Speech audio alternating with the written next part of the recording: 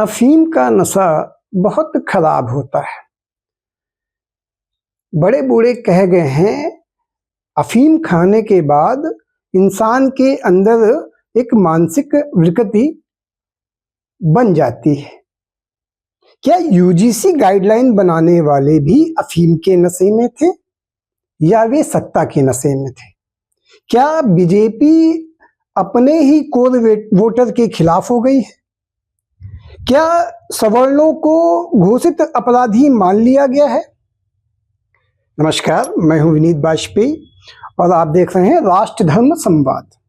जी हां, आज हम बात करेंगे यूजीसी गाइडलाइंस पर और उसके बाद होने वाले कई प्रपंचों पर।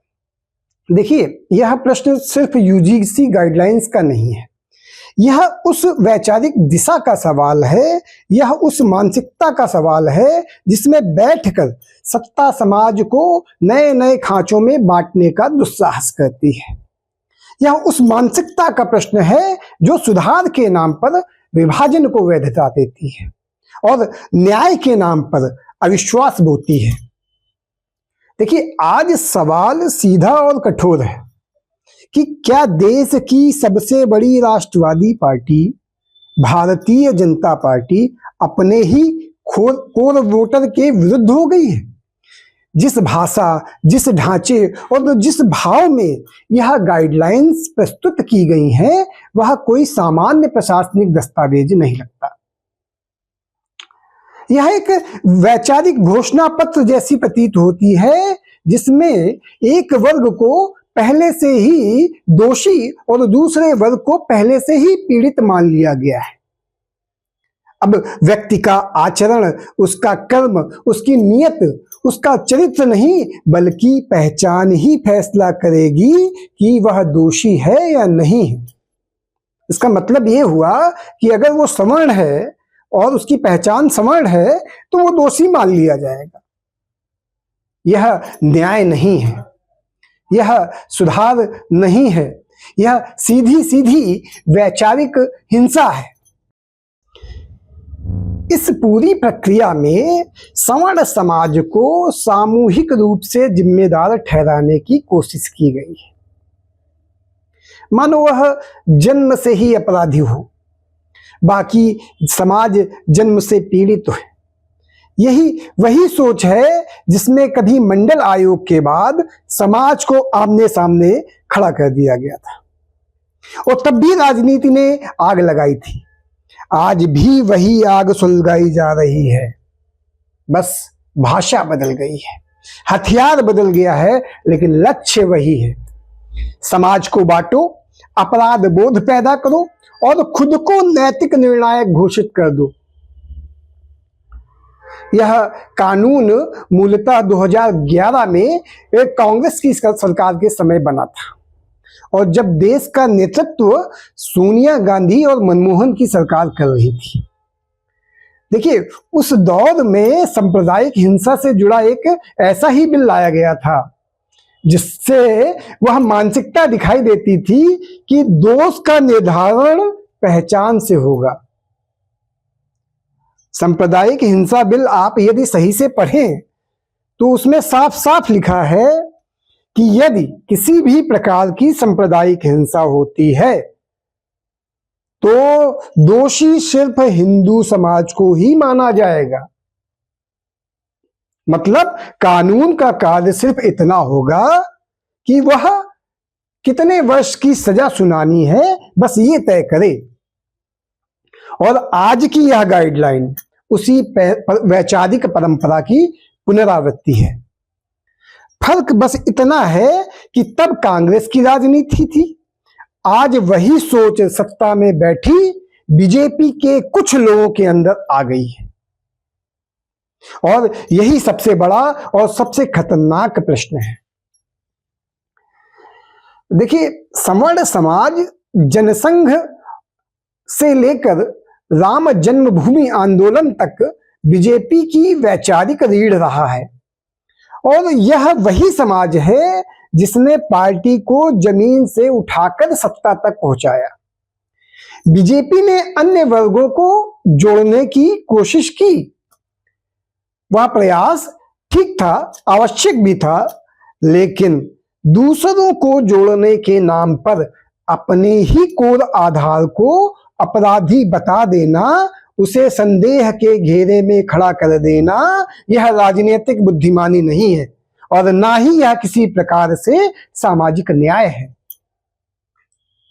यह नीति ना तो संविधान की आत्मा से मेल खाती है और ना भारतीय संस्कृति के मूल भाव से। भारतीय संस्कृति व्यक्ति को उसके कर्म से पहचानती है, उसकी जाति से नहीं। यहां दोष और दायित्व व्यक्तिगत होते हैं, सामूहिक नहीं होते।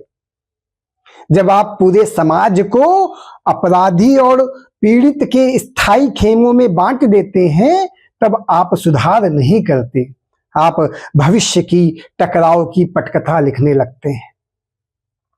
और सबसे चिंताजनक बात यह है कि यह सब उस बीजेपी के राज में हो रहा है।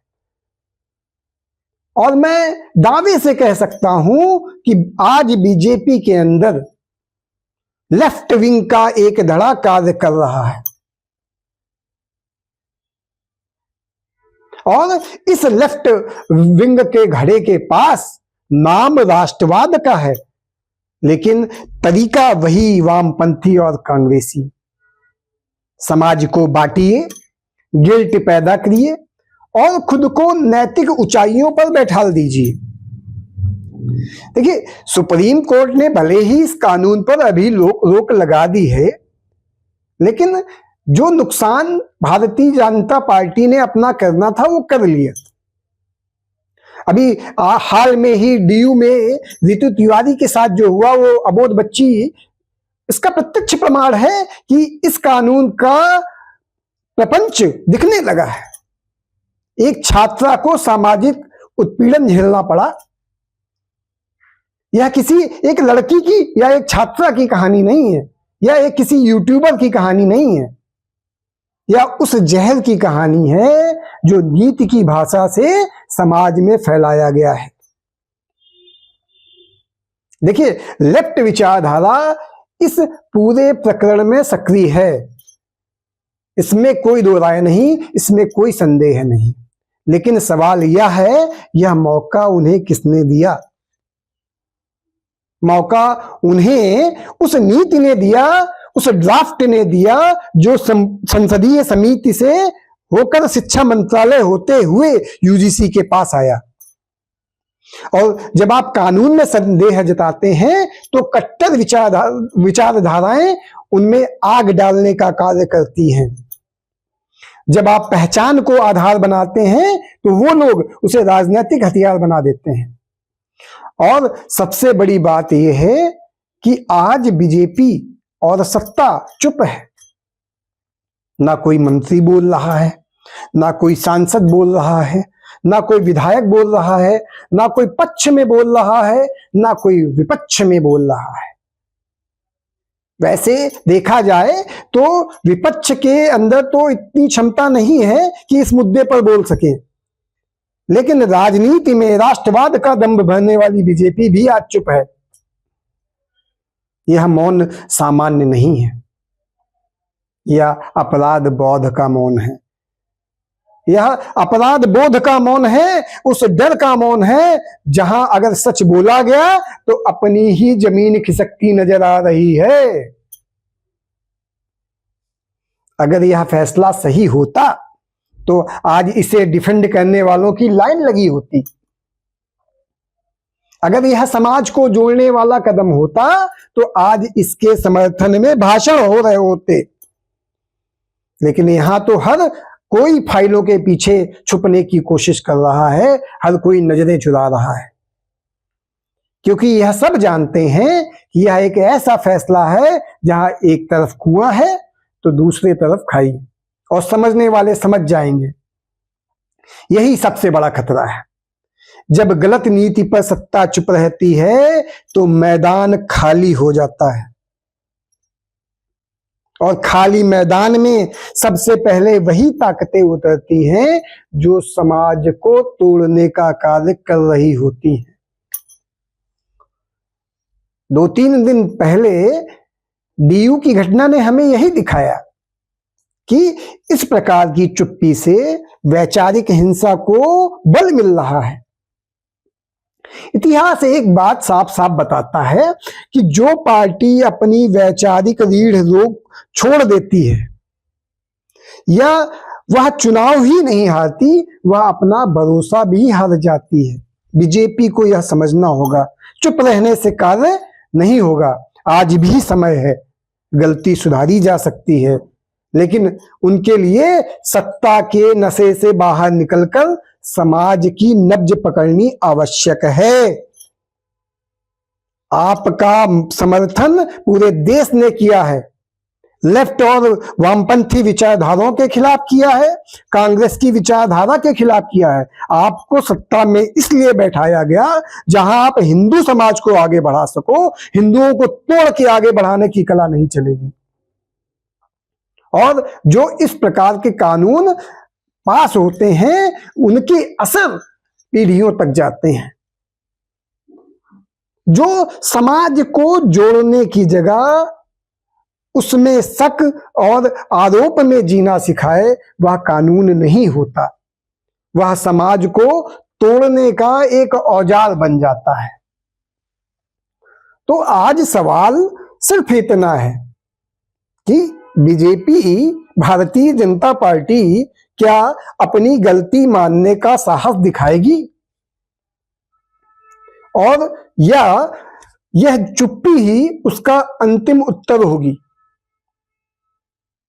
देखते हैं क्या होता है। आज के लिए इतना ही। आपसे अनुरोध है कि चैनल सब्सक्राइब करें और लाइक तथा शेयर अवश्य करें। मिलते हैं अगले अंक में। धन्यवाद।